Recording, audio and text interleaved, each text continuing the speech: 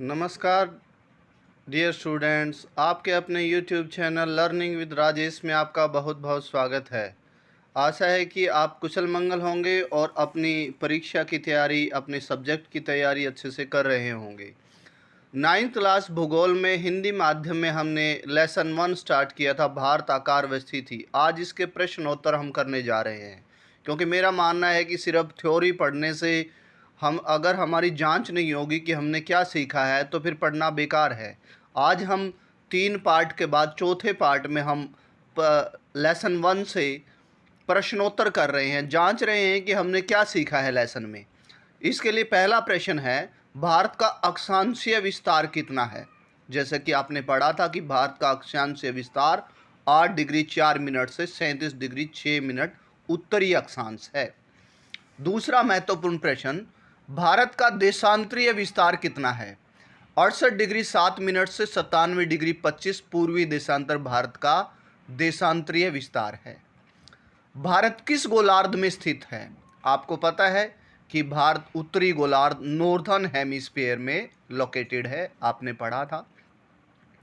Bharat Asia में स्थिति भारत दक्षिण एशिया में स्थित है। अगला और महत्वपूर्ण प्रश्न, भारत का क्षेत्रफल, कुल क्षेत्रफल कितना है। 32.8 लाख वर्ग किलोमीटर, जो कि आपने पाठ की शुरुआत में पढ़ा था। भारत विश्व के कितने प्रतिशत भूभाग पर स्थित है।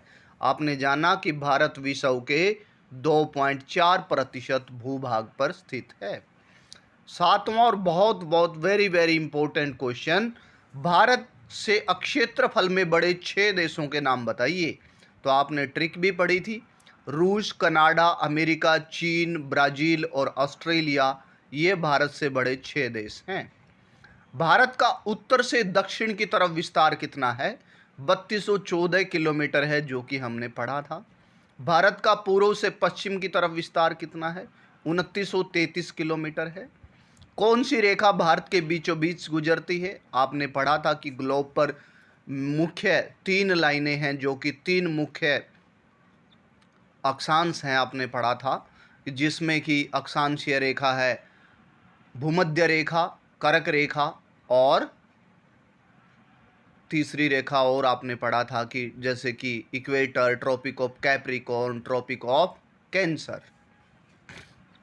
उसके बाद कौन सी रेखा भारत के बीचों बीच गुजरती है। आपको पता है कर्क रेखा यानी ट्रॉपिक ऑफ कैंसर भारत के बीचों बीच गुजरती है। कर्क रेखा का अक्षांशीय मान कितना है, लैटिट्यूडनल वैल्यू कितनी है। 23.5 डिग्री उत्तरी अक्षांश है। कर्क रेखा पर स्थित भारत के राज्य कौन कौन से हैं। जैसा कि आपने बहुत इजीली पढ़ा था कि राम झा के 6 पंगु मित्र हैं। रा फॉर राजस्थान, मै से मध्य प्रदेश, झा से झारखंड, छ से छत्तीसगढ़, प से पश्चिम बंगाल, गु से गुजरात, मी से मिजोरम, त्र से त्रिपुरा, ये राज्य भारत में कर्क रेखा पर स्थित हैं। भारत का मानक समय कहाँ से लिया गया है। भारत का मानक समय 82 डिग्री 30 मिनट पूर्वी देशांतर से लिया गया है। भारत के 2 द्वीपों के नाम बताओ। आपने पढ़ा कि भारत के 2 द्वीप हैं, लक्षद्वीप और अंडमान निकोबार द्वीप। अब आपसे अगला प्रश्न है, अरब सागर व बंगाल की खाड़ी में कौन कौन से द्वीप स्थित हैं। तो आपने जाना कि अरब सागर में लक्षद्वीप और बंगाल की खाड़ी में अंडमान और निकोबार द्वीप समूह स्थित हैं। आई होप कि आपको सभी प्रश्नों के आंसर आते होंगे, नहीं आते होंगे तो अब आपको पता चल गया होगा।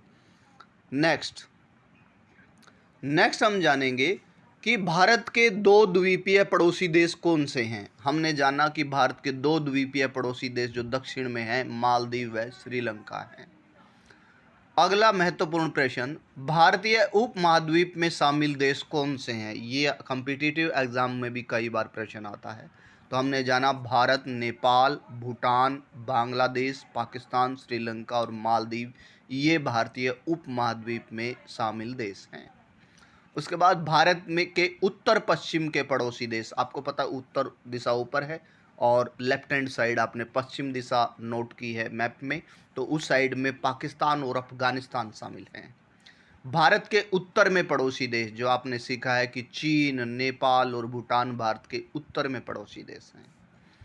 भारत का दक्षिणतम बिंदु, आपने पढ़ा कि भारत का दक्षिणतम बिंदु इंदिरा पॉइंट है।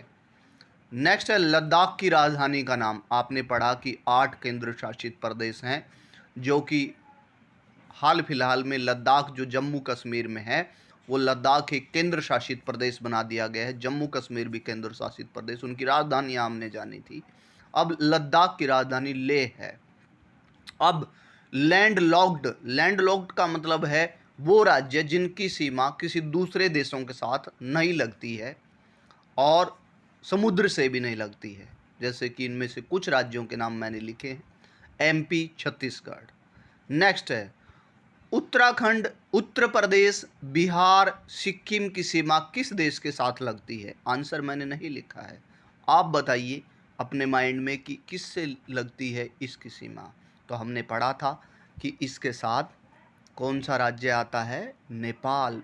नेपाल देश के साथ इनकी सीमा लगती है। आई होप कि आंसर आपको पता था। नेपाल के साथ इन राज्यों की सीमाएं लगती हैं। नेक्स्ट, गुजरात और अरुणाचल प्रदेश के स्थानीय समय में 2 घंटे का अंतर है, जबकि घड़ियां एक समान समय दिखाती हैं। अब देखिए, आपको पता है कि गुजरात किधर स्थित है? पश्चिम में। अरुणाचल प्रदेश किधर स्थित है? पूर्व में। और दोनों में 30 डिग्री देशांतर का फर्क है, जो कि हमने जाना था कि जैसे कि गुजरात की तरफ भारत का जो देशांतरीय विस्तार है 68 डिग्री 7 है, और अरुणाचल प्रदेश की तरफ 97 डिग्री 25 है। अगर 97 डिग्री 25 में से 68 डिग्री 7 घटाया जाए तो लगभग 30 डिग्री बचता है, यानी दोनों के स्थिति में लगभग 30 डिग्री देशांतर का अंतर है। आपको आई थिंक समझ आया होगा। अब 30 डिग्री देशांतर पूरा करने के लिए पृथ्वी को 120 मिनट लगेंगे, और सूर्य आपको पता है कि उसके चारों ओर, पृथ्वी सूर्य के चारों ओर चक्कर, यानी पृथ्वी उधर जाएगी तो सूर्य उधर आएगा। यानी क्या होगा कि फिर सूर्य की धूप पहुंचने में, अरुणाचल प्रदेश से गुजरात तक सूर्य की धूप पहुंचने में 2 घंटे लगेंगे, क्योंकि पृथ्वी को 1 डिग्री कवर करने में 4 मिनट लगती हैं। तो 30 डिग्री कवर करने में कितने मिनट लगेंगी? 2 घंटे लगेंगे। यही मैंने बताया है। इसलिए अरुणाचल प्रदेश में 2 घंटे पहले तथा गुजरात में 2 घंटे बाद सूर्योदय होगा। लेकिन पूरे देश की घड़ियां समान समय दिखाती हैं। क्यों दिखाती हैं? क्योंकि देश का एक समानक समय है। मानक समय मतलब जहां से पूरे देश का समय चलता है। कहां से? 82 डिग्री 30 मिनट पूर्वी देशांतर से पूरे देश की घड़ियां समान समय दिखाती हैं। आई होप कि आपको पॉइंट क्लियर हो गया होगा। अब प्रश्न, आखिरी प्रश्न आज का, हिंद महासागर के भारत को क्या लाभ हुए हैं? हमने पढ़ा था, पहले भी पढ़ा था वीडियोस में, कि व्यापार में वृद्धि हुई है, धार्मिक विकास हुआ है देश का, देश के संबंधों में, दूसरे देशों के साथ संबंधों में सुधार हुए हैं, देश का राजनीतिक विकास हुआ है, यानी दूसरे देश के राजनेताओं से अच्छे संबंध बने हैं, और तटीय राज्यों को विशेष लाभ हुआ है, यानी तटीय राज्यों का व्यापार बढ़ा है, वहाँ के लोगों को रोजगार मिला है। इस प्रकार हिंद महासागर के भारत को बहुत सारे लाभ हुए हैं। आई होप कि आपको वीडियो अच्छी लगी होगी, सभी पॉइंट्स आपके माइंड में क्लियर हुए होंगे। Thank you and have a nice day ahead. Please subscribe the channel, share and like also. Thank you.